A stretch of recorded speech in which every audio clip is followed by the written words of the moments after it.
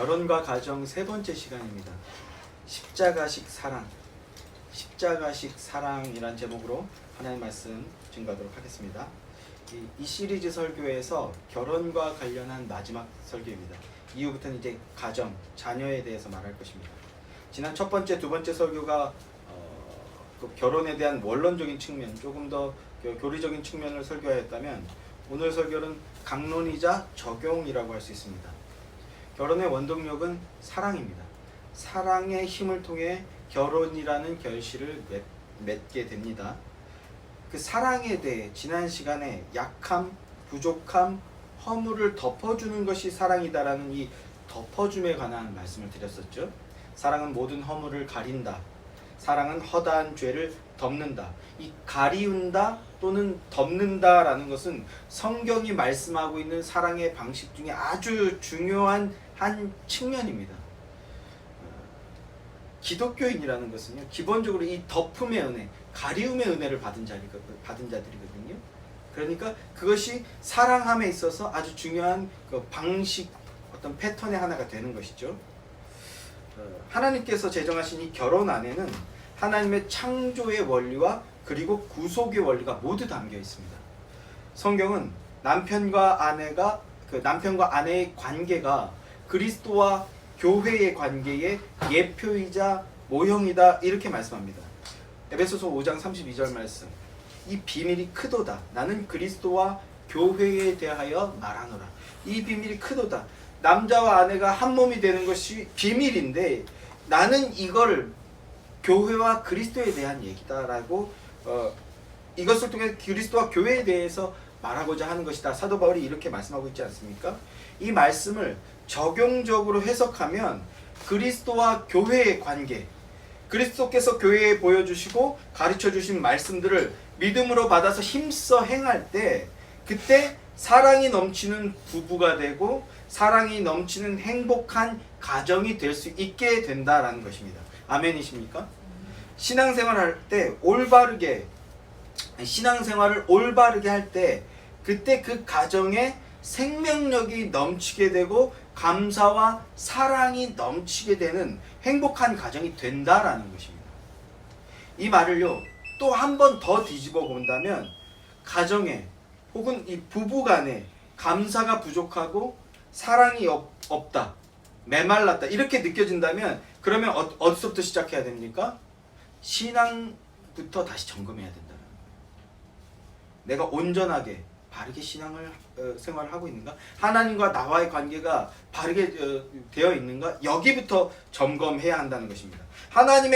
하나님과 나의 관계를 점검하고 그래서 바르게 회복할 때, 하나님과 나의 관계가 회복될 때 모든 것들이 정상적으로 가동되게 된다는 사실을 우리는 믿음으로 기억해야 한다라는 것입니다.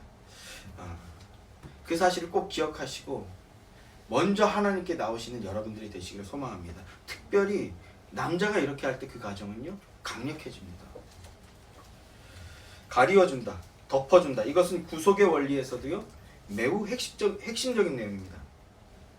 창세기 3장을 보면 마귀는 아담과 하와에게 벌거벗은 존재임을 폭로시키죠. 너희는 벌거벗었다. 그래서 수치와 부끄러움을 깨닫게 만들어버립니다. 그러나 하나님께서는요, 벌거벗은 존재임을 깨닫고 수치와 부끄러움을 고백할 때 하나님께서는 어떻게 하십니까? 죄 없는 동물을 대신 잡아서 그들의 부끄러움을 가려주셨습니다. 기회를 주시고 살 길을 열어주신 거예요. 이것이 구속의 원리고 하나님의 사랑의 방식이라는 겁니다. 하나님의 자녀로 거듭난 자들, 그리스도인은 하나님의 사랑의 방식을 배우고 따르는 자들인 겁니다. 그리스도인은 인간을 약함, 부족함, 결함이 있는 불완전한 존재라고 여깁니다. 전적 타락 교리로 수렴이 되는 부분이죠. 창세기 1장을 보면 하나님께서 남자와 여자를 창조하신 후에 비로소 사람이다 라고 부르셨습니다. 남자를 창조하시고 사람이라고 부르지 않으셨고요, 여자만 창조하고도 사람이라고 부르시지 않으셨어요. 남자와 여자를 모두 창조하셨을 때 비로소 그들을 아울러서 사람이라고 부르셨습니다. 아담이 혼자인 것을 보셨을 때 하나님께서는 어떻게 하셨습니까? 좋지 않다, 선하지 못하다라고 말씀하셨죠. 그래서 돕는 배필을 돕는 배필로 하와를 창조하시고 그 둘을 한 쌍으로 하나님께서 그 둘을 한 몸으로 부부로 엮어 주셨습니다. 머리와 몸으로써 엮어 주셨고 끌어주고 밀어주는 관계로 엮어 주셨고 그 머리로서 남편은 아내를 이끌고 아내는 힘써 그것을 돕는 관계. 그렇게 함으로써 하나로 두 사람이 하나로 점점 더 지어져 가고 점점 더 거룩하게 만들어져 가는 관계. 이것이 부부라는 건데 하나님께서 그렇게 만드셨다고요. 그런데 인간은요.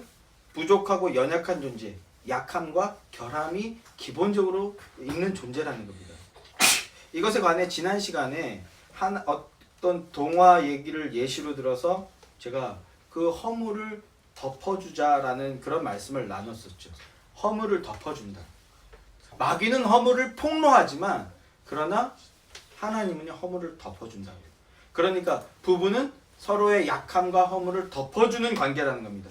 노아가 술에 취해 벌거벗은 채 잠이 들었을 때요. 함은 아버지의 그 부끄러움을 드러내고 폭로하기에 정신이 없었습니다. 그러나 셈과 야벳은요. 뒷걸음질을 치며 다가가 아버지의 부끄러움을 덮어줬잖아요.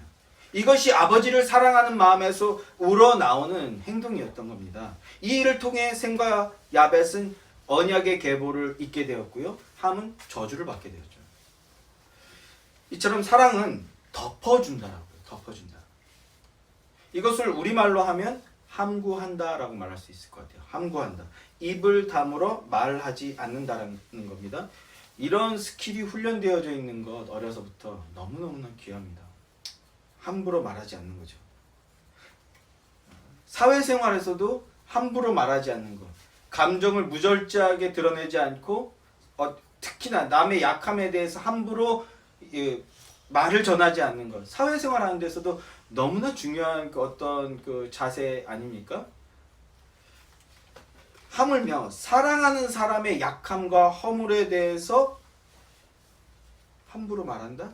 말이 안 되는 거죠. 사랑하는 사람의 약함과 허물에 대해 함부로 말하지 않고 덮어주는 것이라는 겁니다. 그런데 문제는요. 막상 이런 일이 나에게 현실로 닥쳤을 때 함구하며 허물을 덮어주는 행동을 한다는 건요. 말처럼 생각처럼 그렇게 쉬운 게 아니라는 게 문제죠. 몸이 먼저 이미 반응했지 않습니까? 특히나 어떤 일이 나의 심기를 건드리는 일이고 나의 짜증을 유발하는 것이었을 때 우리는 함구하기보다는요.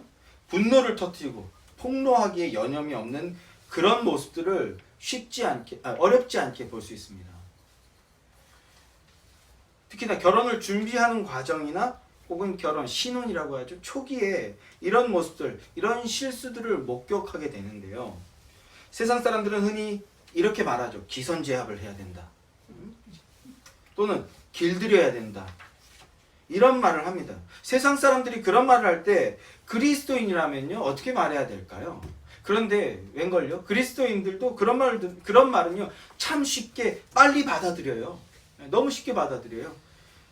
오히려 그리스도인으로서 내가 섬겨라, 함구해라, 네가 먼저 복종해라 이런 말은요. 골백번 해도 기억도 못합니다. 인간이란 약함이 있는 존재죠. 결함이 있는 존재라는 것. 이걸 인식해야 됩니다. 나아가 인간이란 하나님 앞에서 나는 용서받을 자격이 없는 죄인이었다. 이 은혜의식이 있는 자라는 걸 있어야 된다는 거죠. 이런 은혜의식이 있는 자는 어떻게 됩니까? 나 같은 자도 하나님의 용서와 은혜를 입었고 고침을 받았고 그리고 새 삶과 새 기회를 무한히 받게 되었는데 그런데 고작 그 아내의 혹은 남편의 그 실책, 조금 못난 그 어떤 행동, 습관 이런 것 때문에 함구하지 못하고 분노한다? 하나님 앞에 깨어지고 조정받아야 할 죄악입니다.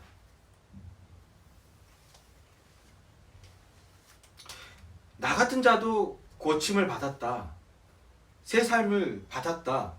무한히 기회를 얻고 있다. 이런 의식이 있다면요. 함구하지 못할 일이 없다라는 생각을 하게 되는 거죠. 그리고 이런 그 마음가짐이 있고 이런 어떤 생활을 하겠다, 믿음의 삶을 살아드리겠다라는 사람은요, 아무 데서나 무절제하게 분노를 드러내거나 행동을 할 수 없게 되는 거예요. 그런 행동들을 자제하고 조정하려고 하게 되는 거죠. 나아가 배우자가 그런 행동을 했을 때, 그 어떤 못난 행동을 했거나 부족한 행동을 했을 때 그것을 허물로 여기는 게 아니라 그것을 덮어주고 인내하며 기도하며 권면하는 거죠. 분노로 아무 데서나 쫙 뭐 이러는 게 아니라 기도하다가 적당한 때가 되었을 때 조심스럽게 얘기하게 되는 거죠. 신혼이라는 것은요, 이거 훈련하는 기간이 신혼이에요. 그러니까 신혼이 뭡니까? 그 결혼으로 이끄는 그 사랑의 에너지가 아직 남아있는 게 신혼이죠. 그러나 동시에 아직 미성숙함이 있다라는 그런 의미도 있는 겁니다. 전자적인 측면에 봤을 때는 저희 가정은 아직도 신혼인데, 후자적인 측면에서 봤을 땐 죄송합니다. 자, 사실은 신혼 초기에 저 역시 그런 못난 모습을 보이는 일들이 적지 않게 있었습니다. 제 기억에는 결혼 3년 차였던 것 같아요. 지금은 이제 이 얘기를 하면서 다시 이렇게 기억을 복귀하는데 무슨 일로 그랬는지, 뭐가 발단이었는지 그거는 기억이 안 나요. 흔히들 왜 싸웠는지, 싸운 건 아니거든요. 근데 왜 그랬는지, 뭐가 발단이었는지 기억은 안 나는데 아무튼 뭔가 제 뜻과 제 생각과 제 마음과 반대되는 상황이 계속해서 반복이 되고 있었던 것 같아요. 그래서 이 어떤 분노심이라는 게 쌓일 대로 쌓여서 이제 폭발이라는 걸 할 때가 된 거죠.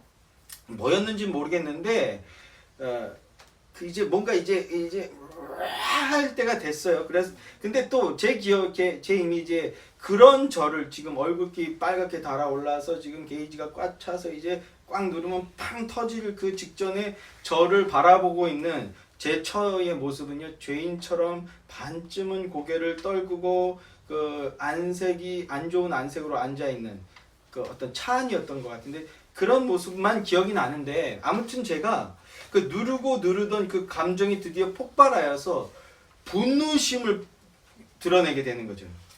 예.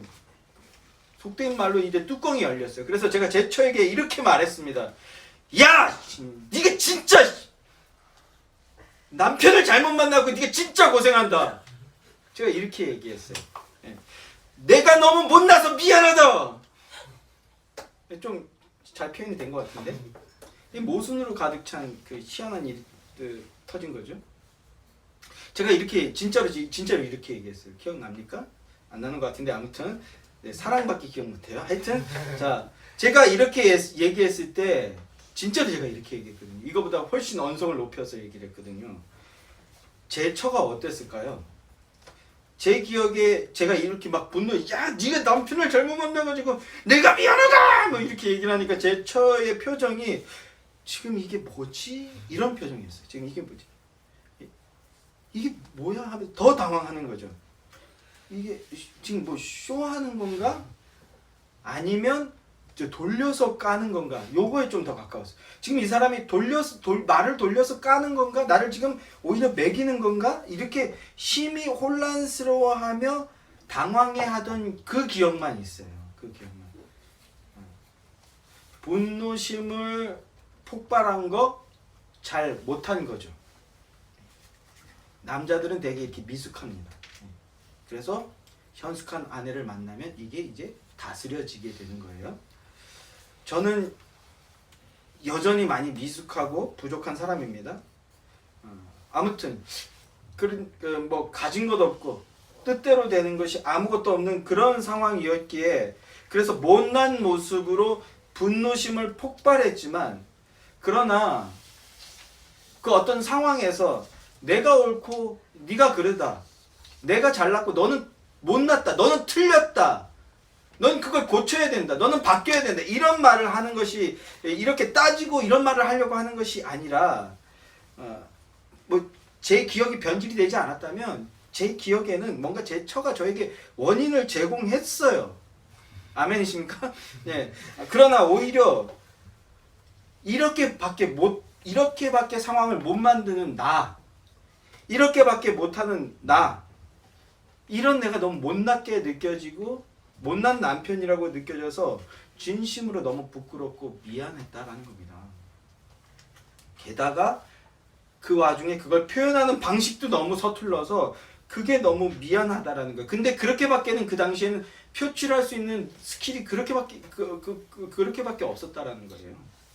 근데 이게 이제 그러니까 정말 뭐 웃기는 코미디도 아니고 말도 안 되는 어떤 일이 벌어졌는데 그게 제 진심이라는 걸 알게 된 거죠.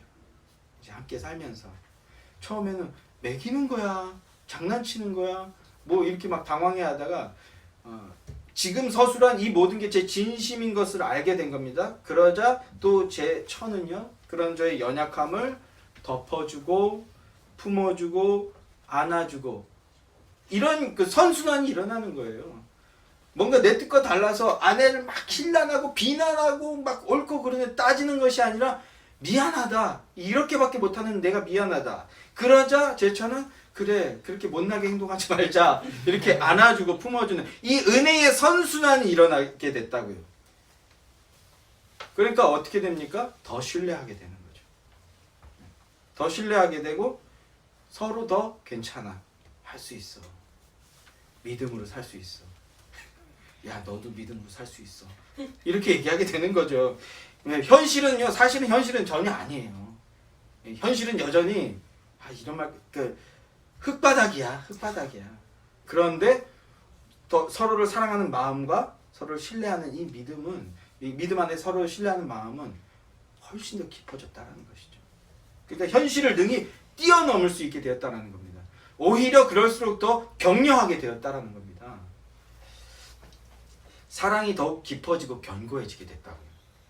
현실은 우리의 편을 들어주지 않습니다. 그러나 그렇게 서로 사랑하고 신뢰하게 되는 부분은요, 서로의 편이 되어주는 거예요.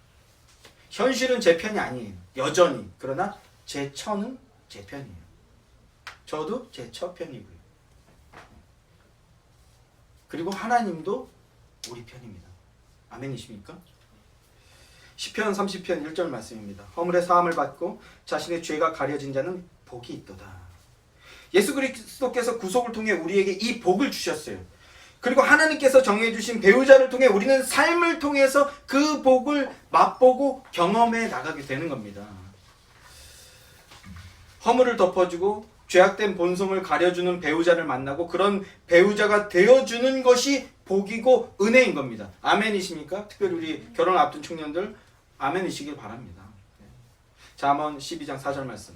어진 여인은 그 지아비의 면류관이다, 이렇게 말씀합니다.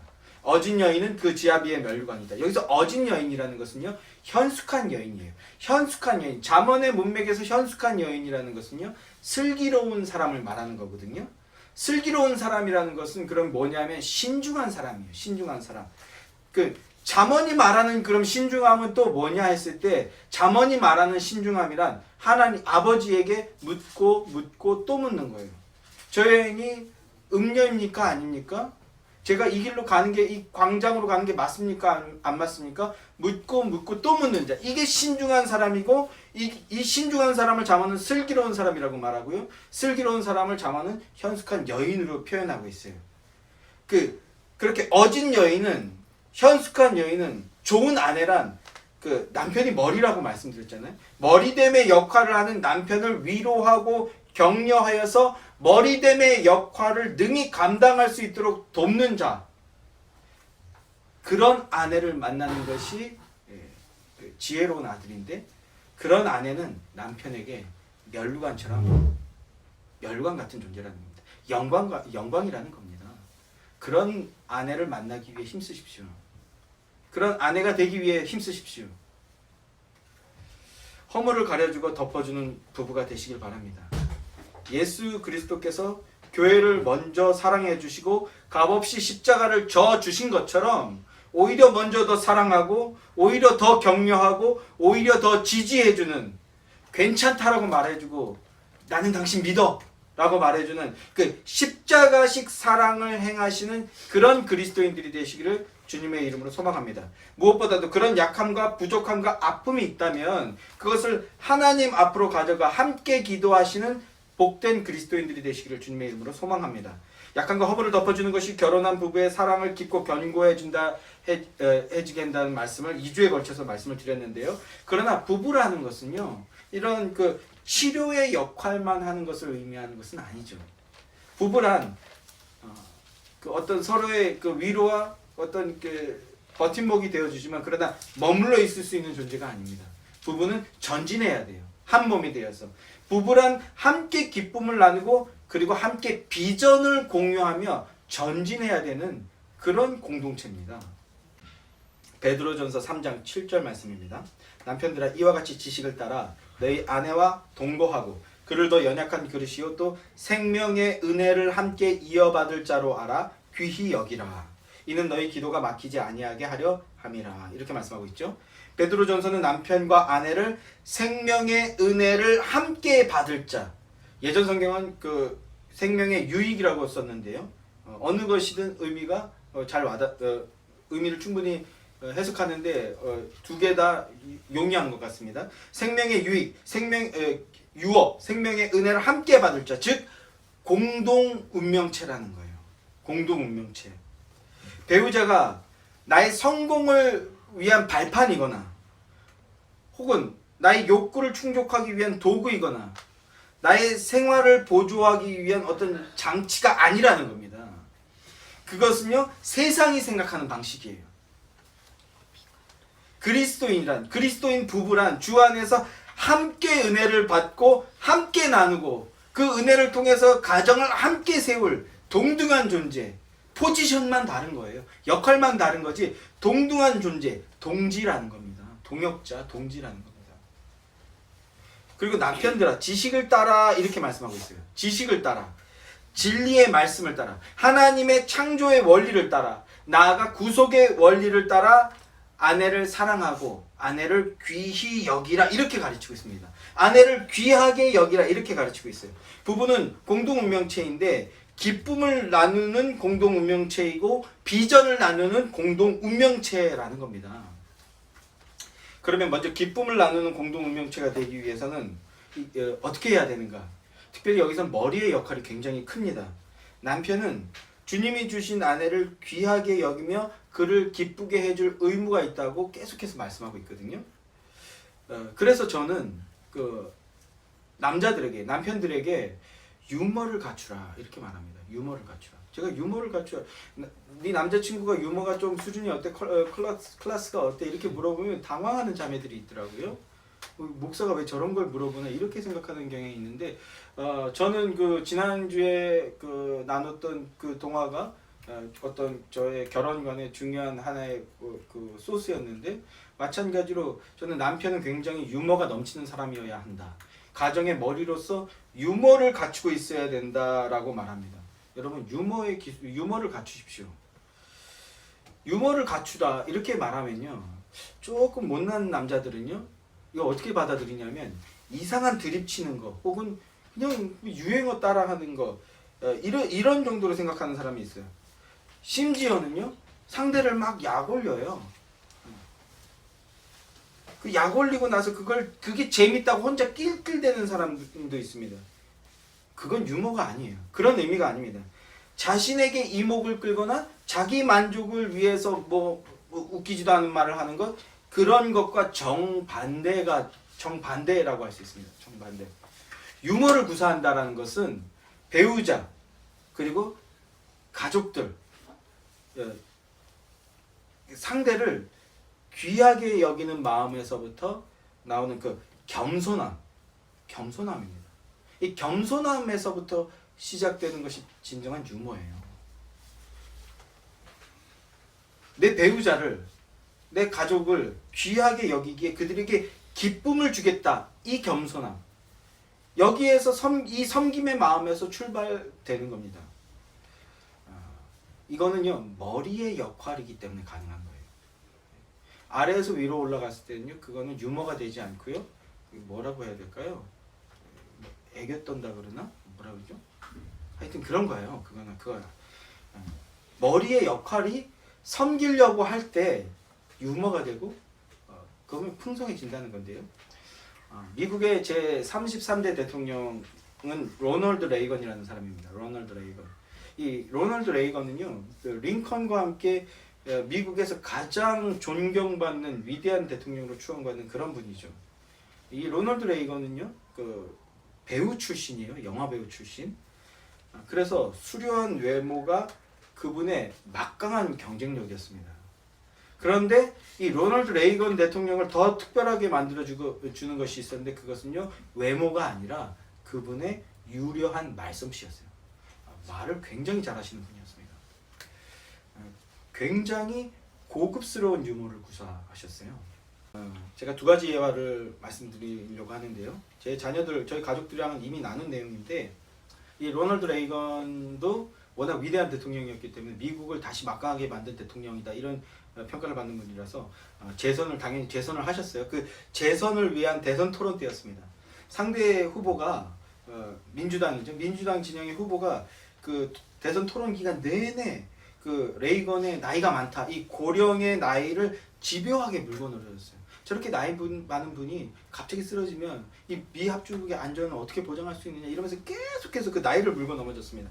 그리고 마지막으로 레이건 대통령이 이제 반론을 제시할 기회가 주어졌어요. 사회자가 물어봅니다. 상대 진영에서는 고령의 나이에 대해서 계속해서 집요하게 물고 늘어지는데 이 나이에 관해서 당신도 얘기할 것이 있습니까? 그러자 아니요, 이렇게 얘기했어요. 레이건이 아닙니다, 이렇게 부드러운 어조로 이렇게 말했습니다. 나는 대통령이 되기 위해 상대 후보의 나이를 들먹이고 싶지 않습니다. 그러면 상대가 젊어서 경험이 부족하다는 걸 들춰내게 되니까요. 이렇게 말했습니다. 이렇게 말하니까요, 객석이 모두 이제 웃음바다가 되는 거죠. 심지어 상대 후보조차도 한박 웃음을 지으면서 모두 함께 웃으면서 대선 토론이 그렇게 끝났습니다. 그리고 이미 그 대세는 넘어온 거죠. 이게 유머입니다. 이게 유머. 레이건에 관한 일화 중에 이거보다 더 유명한 일화가 하나 있는데요. 레이건 대통령이 이제 거리 유세 중이었습니다. 거리 유세 중이었는데 존 힌클리라는 사람으로부터 저격을 당하게 되었습니다. 총을 맞고 굉장히 위험한 곳에 총을 맞은 것 같아요. 그래서 병원으로 긴급하게 후송되어서 수술대에 오르게 되었습니다. 대통령이 저격을 당했어요. 굉장히 긴박한 상황이죠. 이게 자칫 잘못하면 다시 미국을 분열시킬 수 있는 그런 엄청난 사건인 겁니다. 이런 긴박한 상황 속에서 목숨을 건 수술을 하게 된 겁니다. 그 수술을 집도하는 의사는 속된 말로 얼마나 쫄렸을까요? 얼마나 마음이 힘들었겠습니까? 그때 레이건이 그 수술을 집도하는 의사에게, 그리고 간호사에게 이렇게 말했습니다. 지금 이 순간 부디 당신들이 공화당원이어야 할 텐데요, 이렇게 말했습니다. 이게 어떤 의미인지 잘 안 아시나요? 생명이 위급한 순간에도 오히려 지금 목숨이 경각에 달리는데 자신이 유머를 구사해서 상대방을 편안하게 리드해 주는 거죠. 비로소 의사가 이렇게 대답합니다. 공화당원이든 아니든 최선을 다하겠습니다. 그리고 대통령 저격이라는 이 충격적인 상황 속에서 미국의 이제 어떻게 되느냐에 따라서 또다시 민주당, 공화당으로 나뉘어서 싸우고 남과 북으로 나눠서 싸울 수도 있는 이런 상황 속에서 레이건이 의사에게 이렇게 말했다라는 말이 언론을 통해서 전해지자 오히려 미국 국민들이 다시 한번 단결하게 되는 계기가 되었다. 이게 후대 사람들이 이제 평가하는 평가입니다. 유머 한마디가 이런 엄청난 파급력을 가졌다는 겁니다. 유머에는 소망이 없다라고 여겨지는 상황에서조차도 견디게 하는 힘이 있고요. 그리고 벗어날 수 있게 하는 힘이 있습니다. 또한 부정적인 생각이나 부정적인 태도나 부정적인 상황을 반전시킬 수 있는 힘이 있어요. 단 한마디의 말이요. 하나님을 경외하는 자라고 해서요, 감정 없는 목석이 되라는 것이 전혀 아닙니다. 그 자세로 딱딱하게 구는 것이 거룩이라는 착각을 해서는 안 돼요. 그건 그 사람이 그냥 딱딱한 거예요. 요새 딱딱하다 이게 한동안 유행해지지 않았습니까? 상황을 딱딱하게 만드는 거 이런 거. 그거는요 교만하기 때문에 그런 겁니다. 그리스도를 따르는 자들은 무표정하고 희노애락이 없는 그런 매력 없는 존재가 아니에요. 오히려 생명력이라는 표현을 제가 굉장히 많이 쓰잖아요. 생명력이 넘치는 존재. 그러니까 좋은 일을 만나면 막 기뻐하고요. 슬픈 일을 만나면 같이 막 슬퍼하고요. 막 안타깝다고 말해주고 가만히 나는 괜찮은데 더 슬퍼하면서 일로 와라 내가 기도해줄게. 굳이 지금 여기서 기도 안 해야 되는데 붙잡고 막 기도해주고요. 또 기뻐하는 일이 있으면 같이 막 덩실덩실 춤도 추고 그리고 좋은 일 있으면 막 여기저기서 수료 형제가 다시 검정색으로 염색을 했어요.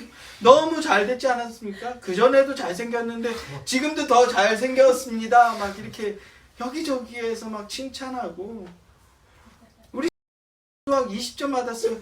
소망이 넘치는 아이입니다. 정말로 희망이 있습니다. 노력상 받았어요. 재현이 이렇게 막 격려하고 너무 기뻐요. 저는 그래서 희망이 넘치잖아요. 이렇게 매력적인 존재가 되는 거죠. 매력적인 존재. 제가 사과하겠습니다. 유머는 상대를 인격적인 존재로 이해하는 것이고요. 상대를 존중하고 자신을 낮추는 겸손함에서 나오는 겁니다. 겸손함. 유머는 나의 배우자를, 나의 가족을 편안하게 만들고 기쁘게 해주겠다는 그 섬김의 마음에서 나오는 겁니다. 사랑과 섬김의 마음. 남편의 이런 편안한 유머를 구사할 때 이게 아내가 이런 식의 유머를 구사하면요 그 가정은 안 편안해져요. 머리가 자신을 낮출 때 이게 유머가 되는 거거든요. 어떤 의미인지 아시겠죠? 남편이 해야 돼요. 남편이 이런 유머를 구사할 때 가정은 풍성한 기쁨이 있는 공동체가 된다는 사실을 기억하시기 바랍니다. 그러니까 남편이 될 사람들 그리고 기업과 공동체의 머리가 될 사람들 그런 사람들은 부드럽고 고급스러운 유머를 구사할 수 있도록 자신을 겸손하게 만들고 끊임없이 연마하시기를 바랍니다. 겸손과 유머를 통해 풍성한 기쁨을 나누는 부부가 되시고 그런 가정이 되시고 공동체가 되시기를 주님의 이름으로 소망합니다. 부부란 두 번째 비전을 공유하는 공동 운명체라고 말씀드렸습니다. 비전을 공유한다. 그냥 아픔만 위로하는 것이 아니라 비전을 세워야 된다고요. 그리스도인 공동체에게 주어진 비전이란 무엇일까요? 첫째 되는 비전입니다. 첫째 되는 비전. 하나님은 이 비전을 위해서 결혼을 제정하시고 부부로 만들어 주셨다고 해도 과언이 아닐 것입니다. 위로하고 아픔을 덮어주는 것, 부부에게 주어진 중요한 덕목입니다. 그러나 그 자리에 정체되어 있어서는 안 된다고요. 하나님께서 원하시는 것은 맨날 그냥 위로하고 격려만 하고 있는 걸 원하시는 건 결코 아닙니다. 덮어주고 격려했다면 이제는 채워서 이끌고 나가고 전진해 나가야 된다는 겁니다. 가정에 비전이 필요하고 가정이 비전을 바라볼 때 그 비전을 통해서 부부는 앞으로 전진해 나갈 수 있습니다. 그렇다면 그리스도인 공동체에게는 어떤 비전이 첫 번째로 주어져야 하는가? 어떤 비전을 세워야 하는가? 세상 사람들은 풍요를 말하고 성공을 말하죠. 세상 사람들은요, 가정의 부부의 비전을 세우면 자식이 잘 되는 거, 좋은 학교 가는 거, 좋은 직장 가는 거. 이건 중요하지만 첫째 되는 비전이 되어서는 안 됩니다. 또 경제적으로 풍요로워지는 거. 예전에 김동훈 목사님이 그런 설교를 하셨어요. 그 인생 가장 비참한 인생이 어떤 인생이냐? 화장실 밖에 있으니까 안에 있는 화장실 있는 집 갖는 거. 드디어 집에 화장실이 있는 집을 갖게 됐어요. 이게 좀 더 옛날 80년대 90년대적인 배경이지만 의미는 충분히 통하다고 생각합니다. 화장실이 밖에 있던 집에서 집 안에 있는 화장실이 집 안에 있는 집으로 이사했어요. 성공한 거죠. 그 다음에는요, 화장실 하나 있던 집에서 2개 있는 집으로 이사하는 거.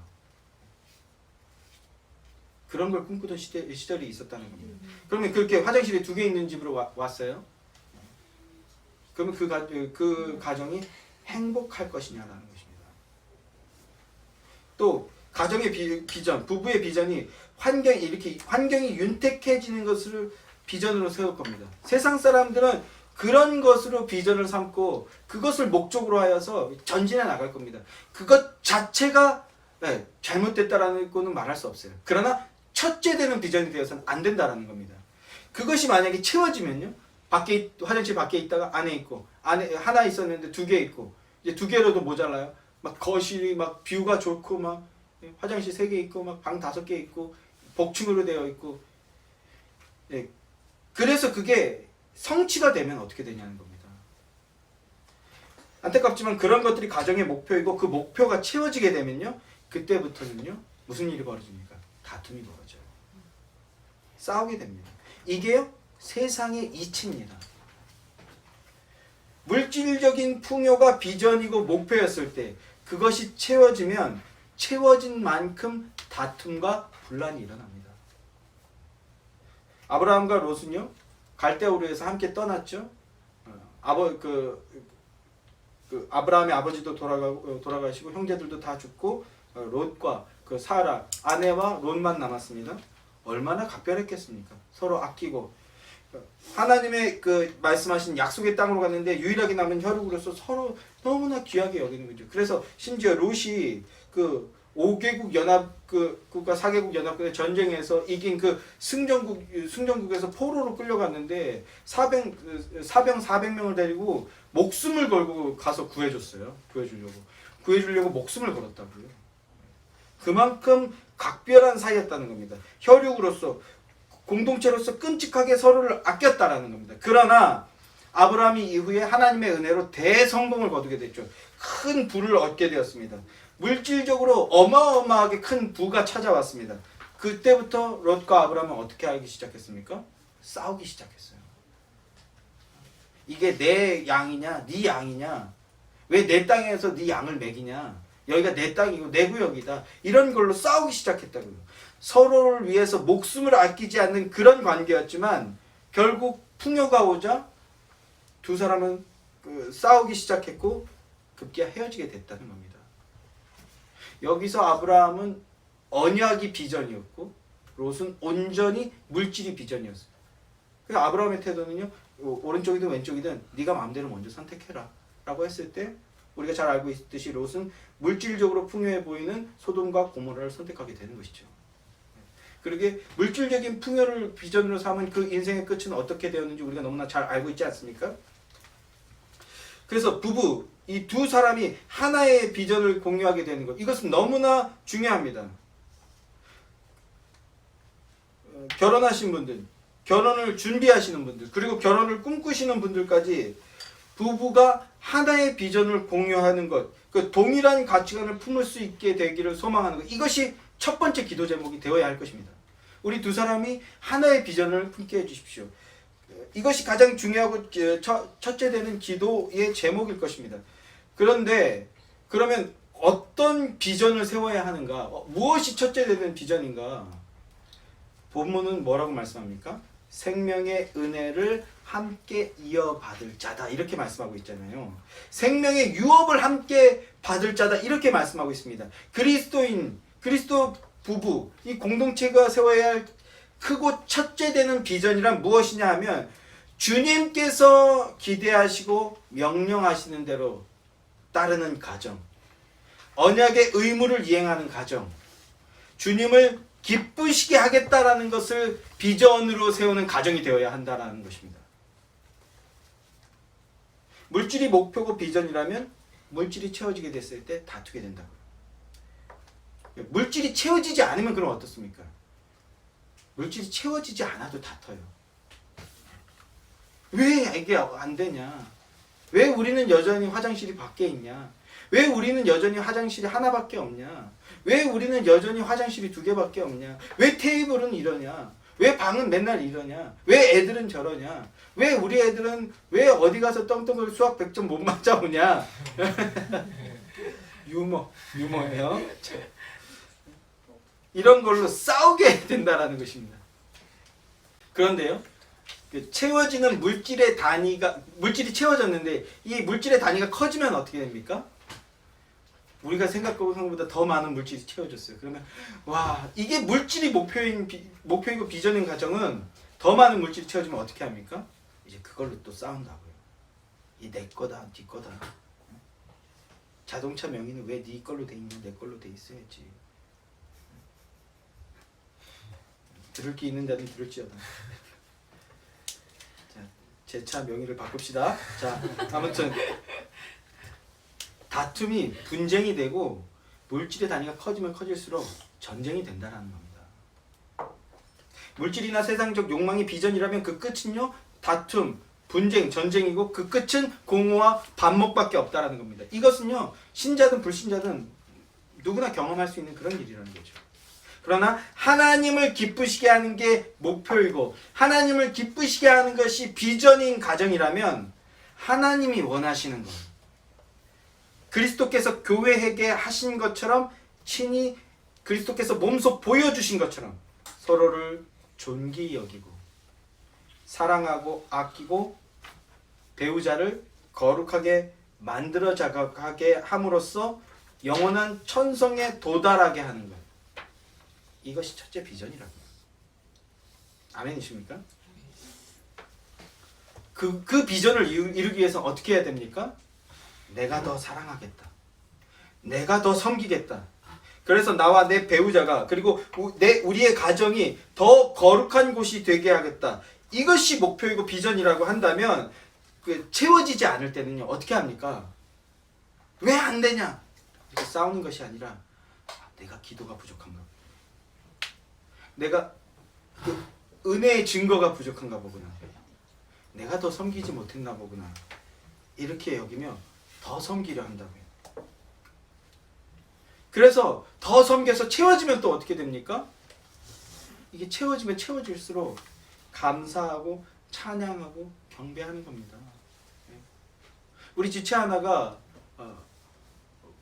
그 개혁주의 5대 강령을 통해서 그 훈련했던 것들이 그냥 어떤 상황에서 자연스럽게 그 교리가 나오면서 상대방을 복음을 제시하고 복음으로 설득하는 일이 있었다. 이런 고백을 함께 나누게 되었는데요. 그게 얼마나 감사합니까? 얼마나 기뻐요. 막 세상적인 논리나 아니면 분노를 표하거나 이런 게 아니라 하나님의 말씀으로 오히려 복음을 제시하게 되는, 이게 기쁜 거죠. 어떤 삶 속에서 또 싸울 일이 있는데 이 말씀을 듣고 은혜를 받았어요. 그래서 그렇다면 내가 미안합니다. 내가 더 사랑하겠습니다. 이렇게 고백하게 되는 일들이 나타난다면요, 물질이 채워지지 않았는데도 하나님을 더 찬양하는 그런 그리스도인의 모범적인 모습이 나타나게 된다면요, 우리 더 기뻐하게 되는 거죠. 공동체 전체가 하나님이 기뻐하시게 되는 거죠. 그게 바로 그 하나님이 기뻐하시는 가정이고 그것이 첫째 되는 비전이어야 된다는 겁니다. 감사하고 찬양하고 경배하게 되는 거죠. 더. 그리고 부족한데도 흘려보내는 일들이 나타납니다. 어떤 좋은 말, 덕담뿐만 아니라 물질까지도 흘려보내게 되는 겁니다. 이거는 세상에 없는 논리라고요. 세상에 없는 방식이라고요. 너도 없는데 지금 누구를 네가 돕냐? 아니요. 없기 때문에 더 돕겠습니다. 없기 때문에 함께 하겠습니다. 이게 기독교라고요. 그리고 그곳이 바로 교회입니다. 그래서 이런 비전을 품은 가정들이 모인 교회는 생명력이 넘치는 능력 있는 교회가 되는 겁니다. 나를 거룩하게 만들고 내 안에 은혜의 고백이 넘치게 만들고 찬양과 경배가 넘치는 공동체로 만들어 나가겠다. 이것이 비전일 때 전심으로 기도함으로써 기도가 막히지 않게 된다는 겁니다. 베드로 사도의 가르침처럼. 성도 여러분, 가정의 주인은 누굽니까? 하나님이십니다. 결혼, 부부된 가정은 우리의 주인은 하나님이시다. 이 믿음의 고백에서부터 시작되어야 합니다. 지금 이 순간 우리의 가정의 주인은 하나님이십니다. 이 고백이, 이 은혜의 고백이 터져 나오시는 여러분들 되시길 소망합니다. 그런 부부가 되시길 소망합니다. 그런 가정이 되시기를 소망합니다. 그런 교회가 되시기를 주님의 이름으로 소망합니다. 말씀을 맺겠습니다. 흔히 목사들의 목사다, 이런 그 별명을 듣는 분이 있죠. 기독교 영성가로 유명하신 유진 피터슨이라는 분인데요. 이분이 지난 2018년도에 영원한 본향으로 돌아가셨는데요. 유진 피터슨의 마지막을 함께 했던 분들이 그분의 유언과 같은 말씀이라고 하면서 인터넷에 공유하는 글들이 있어요. 그 중에 일부분을 제가 여러분들께 소개하면서 공유하고자 합니다. 유진 피터슨이 이렇게 말했습니다. 분주함은 이 시대의 그리스도인에게 닥친 대적입니다. 분주함을 의도적으로 피하십시오. 분주함을 피하고 단순함을 붙드십시오. 오직 예수 그리스도께만 집중하는 단순한 삶을 사십시오. 그리스도인들은 삶을 단순화해야 합니다. 세상 사람들은 성공하기 위해 더 많은 일을 하고 더 많은 책을 읽으라고 말합니다. 그러나 나는 거꾸로 말하겠습니다. 책을 적게 읽으십시오. 적은 일을 하십시오. 기억해야 합니다. 세상은 당신을 필요로 하지 않는다는 사실을. 세상에 필요한 것은 하나님입니다. 그러니 여러분, 더 많은 것을 원하지 마십시오. 여러분에게는 하나님이 더욱 필요합니다. 그리스도인의 삶은 하나님께서 우리를 위해 행하신 일들로 채워져야 합니다. 믿음의 삶을 살기 위해 결단하십시오. 마가복음 8장 34절 말씀. 무리와 제자들을 불러 이르시되 누구든지 나를 따라오려거든 자기를 부인하고 자기 십자가를 지고 나를 따를 것이니라. 이렇게 말했습니다. 사랑하는 성도 여러분, 세상의 방식이 아닌 그리스도의 방식, 섬김의 방식, 십자가의 방식을 붙들고 사랑하시는 여러분들 되길 소망합니다. 십자가는 어떤 것입니까? 눈으로 보았을 때 십자가는요, 죽이는 것으로 보입니다. 눈으로 보았을 때 십자가는요, 고통을 주고 아픔을 주는 것으로 보입니다. 그런데 진짜 십자가는 무엇입니까? 십자가는 생명을 주는 것이었습니다. 새 삶을 주는 것이었습니다. 새 기회를 주는 것이었습니다. 예수님의 그 십자가 사랑은 값을 따지거나 이유를 찾고 묻는 것이 아니라 값없이 베풀고 먼저 베풀어 준 사랑이었습니다. 원수도 사랑하라 하셨는데요, 내 배우자는 원수가 아닙니다. 세상에 이런 말장난에 속아서는 안 됩니다. 예수님처럼 먼저 사랑하고 먼저 섬기는 십자가식 사랑의 모범을 보여주고 복된 가정을 세우는 믿음의 승리자들이 되십시오. 그리스도 안에서 십자가식 사랑을 통해 하나님의 나라의 모형인 가정을 세우길 꿈꾸시고 그곳에 하나님의 말씀과 은혜들을 가득 채우게 되는 복된 인생들이 되시기를 우리 주님의 이름으로 소망하고 기원하고 축복합니다. 기도하겠습니다.